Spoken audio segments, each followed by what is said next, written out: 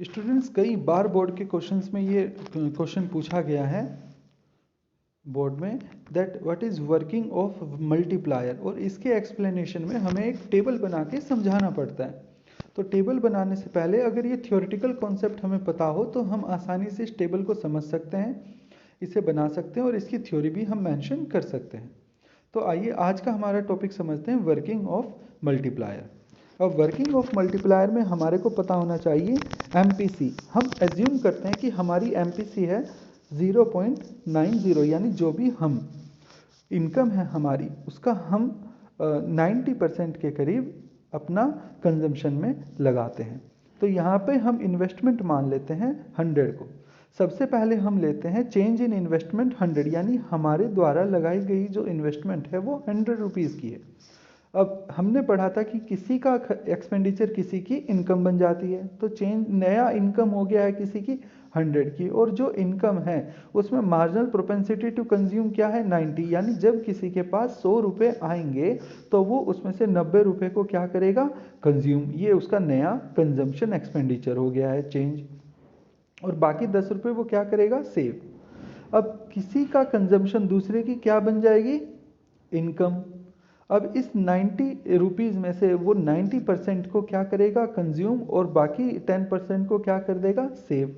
वापस से ये किसी की क्या बन जाएगी, इनकम। इसमें से 90% क्या करेगा, कंज्यूम, और 10% क्या करेगा, सेव। इसी तरह से चलता जाएगा जब तक कि यहाँ पर चेंज इन इनकम की वैल्यू ज़ीरो नहीं हो जाती। जब इस चेंज की वैल्यू ज़ीरो हो जाएगी तब हम अगर टोटल करें तो हमारा टोटल करीब करीब आएगा इज़ द 1000, यानी कि 100 रुपये लगाकर इन्वेस्टमेंट करके 100 रुपये की हमारी इनकम में कितना टोटल इंक्रीज हुआ, 1000 का।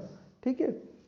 अब अगर हम इसी को फॉर्मूले में डेवलप करें तो K is equal to change in Y divided by change in I।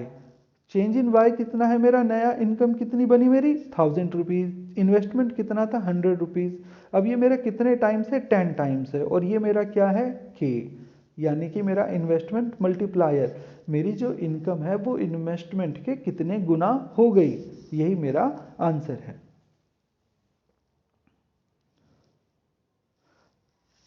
इसी बात को समझने के लिए अगर मैं फॉर्मूले पर जाऊं तो फॉर्मूला क्या था मेरा, K is equal to 1 divided by 1 minus MPC. MPC की वैल्यू मैंने ली है 0.90। अब मैं अगर इसे सॉल्व करता हूं तब भी मेरा आंसर आएगा 10 टाइम्स।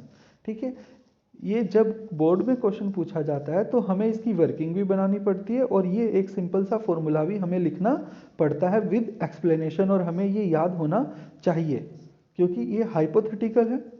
ये देखिए ये पूरी वर्किंग और इसके साथ साथ में ये इसका गिवन है फॉर्मूला, यहाँ तक हमें पता होना चाहिए तब हमारा आंसर कंप्लीट होगा। इसी पर जो है कुछ न्यूमेरिकल्स भी पूछ लिए जाते हैं दैट इन द इकोनॉमी, एक कोई न्यूमेरिकल समझते हैं। The actual level of income is 500, income का जो लेवल है वो 500 है, whereas the full employment level of income is 800, यानी हमें दो इनकम दी हुई हैं और दोनों इनकम का डिफरेंस क्या होगा, चेंज इन इनकम। यहां पर चेंज इन इनकम आया है मेरा 300 if the 1/4 of additional income is saved. ठीक है, अगर सेविंग कितनी है 1/4, 1/4 मेरा कितना हुआ है 25%। Calculate investment required to achieve full employment level in the economy. तो देखिए मेरा चेंज इन इनकम निकला, मार्जिनल प्रोपेंसिटी टू सेव मुझे दिया हुआ है 0.2514।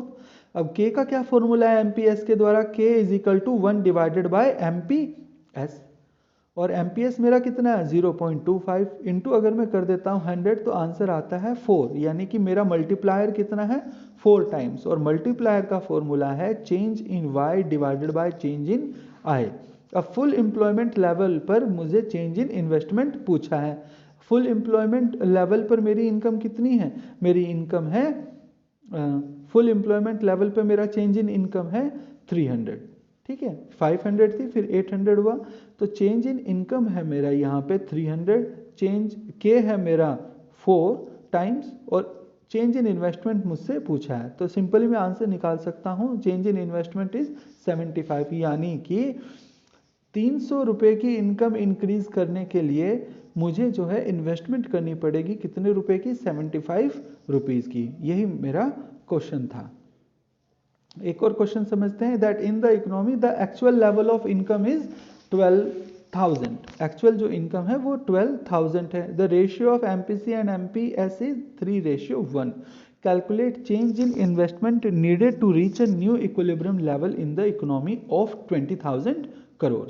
ठीक है, तो हमारे पास पुरानी इनकम है, नई इनकम है, तो चेंज इन इनकम निकल सकता है 8,000।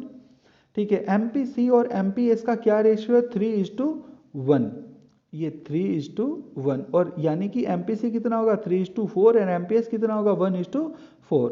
अब के से अगर मैं पता करूं तो मेरा एमपीएस वही पुराने फॉर्मूले में पता लग जाएगा मुझे। एमपीएस है मेरा 0.25, तो के आएगा मेरा 4 टाइम। और फिर मैं इसी तरह से यहाँ पर वैल्यू अपनी पुट कर देता हूँ। k is equal to change in y divide by change in i। Change in I y कितना है मेरा 8,000, चेंज इन i मुझे पूछा है, तो सिंपली इसका मैं आंसर यहाँ पे निकाल दूंगा, जो कि आएगा मेरा 2,200। ठीक है, आप कैलकुलेट करके देखिएगा इसे क्या आता है आपका।